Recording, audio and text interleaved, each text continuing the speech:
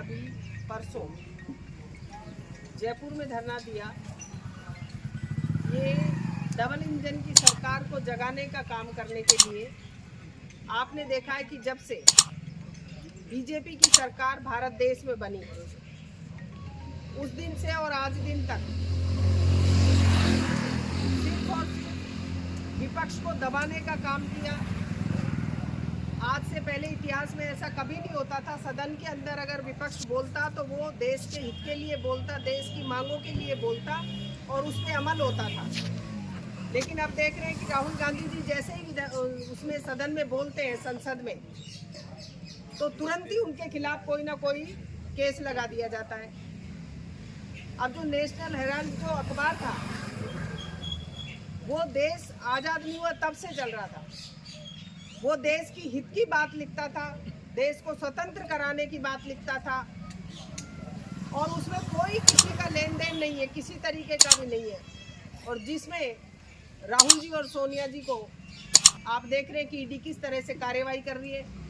या कांग्रेस का नेता या विपक्ष का नेता कोई भी बोलता है, हमारे प्रदेश अध्यक्ष गोविंद सिंह डोटासरा जी बोलते थे तो उनके घर पे ईडी चली गई चुनाव से पहले और निकला खाली हाथ लौट आई।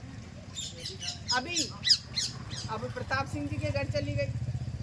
तो जो भी कोई बोलता है उसके खिलाफ उसको डराने के लिए इस तरीके की ये कार्रवाई की जा रही है बीजेपी के द्वारा। आप देख रहे हैं जब से राजस्थान में सरकार बनी है, कहते तो डबल इंजन की सरकार है, पर आप ये बता दीजिए कि पूरे साल भर हो गया कोई काम हुआ क्या अपना? 2 साल होने को आए, कोई काम की तरफ ध्यान नहीं देते हैं, सिर्फ और सिर्फ कामों को कैंसिल कराने में देंगे। या आप देख रहे हैं कि अभी भी किस तरह से राजनीतिक व्यवस्था के तहत काम कर रहे हैं। तो ये इस तरीके की नीति के खिलाफ आज अपन यहाँ धरना दे रहे हैं।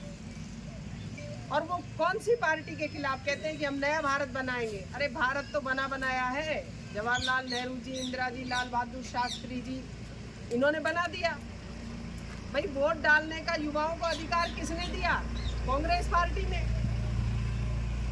महिलाओं को राजनीति में आने का अधिकार किसने दिया? कांग्रेस पार्टी ने। और जितनी योजनाएं, चाहे 108 योजना, जननी सुरक्षा योजना हो, ये पंचायत राज लाने वाला कौन है? गांव तक कि गांव का आदमी गांव में राज करे, गांव का आदमी गांव में विकास कर सके, ये लाने वाली है कांग्रेस पार्टी। रोजगार की बात करें तो नरेगा लाने वाला कौन है? कांग्रेस पार्टी की सरकार। जब से बीजेपी की सरकार बनी है बात तो करी थी आय दुगनी करेंगे, महिलाओं के खाते में पैसे आएंगे, अच्छे दिन आएंगे।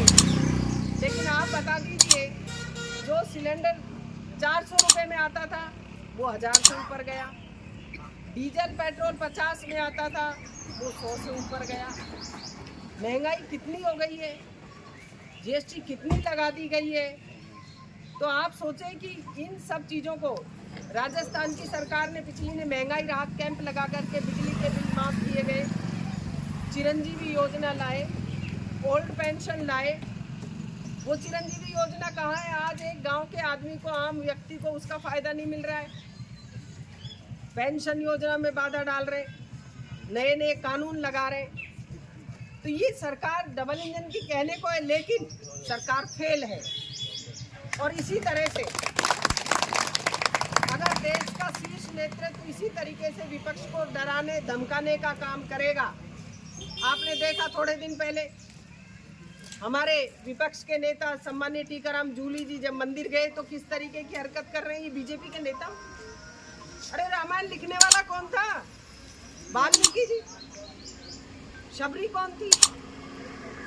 वेदास सूरदास कौन थे? तो ये इस तरीके की, अब ये भारत में हमारे शांति प्रिय धर्मनिरपेक्ष देश में अराजकता फैला रहे, एक तरह का आंतरिक क्रांति फैला रहे, धर्म के नाम पे लड़ाने झगड़ाने का काम कर रहे हैं।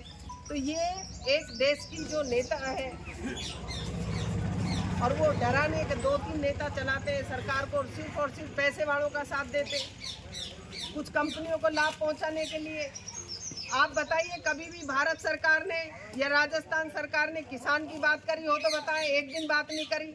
युवा को रोजगार देने की एक दिन बात नहीं करी, महिलाओं को सुरक्षा देने की बात एक दिन नहीं करी। बवंडर मचा दिया, महिला आरक्षण ला रहे आज तक नहीं लाए भाई, 10 साल तो हो गई है।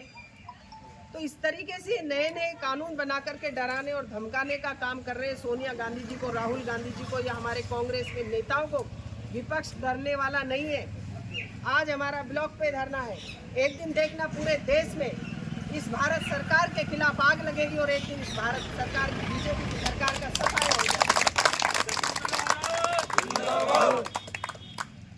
कांग्रेस पार्टी के शीर्ष नेतृत्व सोनिया गांधी जी, राहुल गांधी जी डरने वाले नहीं है, वो डरते नहीं है। आप देख रहे हैं जिनसे 20-20 घंटे ईडी पूछताछ कर रही है, लेकिन वो डरते नहीं है, किसी भी तरीके से बीजेपी से दबने वाले नहीं है। विपक्ष हमेशा खड़ा रहेगा, डट करके मुकाबला करेगा। हम सब, आप और हम सब राहुल गांधी जी, सोनिया जी के साथ हैं। हमारे प्रदेश अध्यक्ष जी के निर्देशानुसार कोई भी यहाँ पर कहीं पर भी डरने वाला नहीं है। हम खुलकर बोलेंगे, ईडी आए चाहे पीडी आए चाहे टीडी आए, कुछ भी आए, हमें कोई डर वर नहीं लगता इस तरीके की हरकत। तो आप सबको मजबूत रहना है। कांग्रेस पार्टी जिंदाबाद, कांग्रेस पार्टी जिंदाबाद, सोनिया गांधी जिंदाबाद, राहुल गांधी जिंदाबाद। अगर अभी तक आपने चैनल को सब्सक्राइब नहीं किया है तो चैनल को लाइक, शेयर व सब्सक्राइब अवश्य करें। जिले की तमाम छोटी बड़ी खबरों को जानने के लिए बने रहे वॉइस ऑफ कोटपुतली के साथ।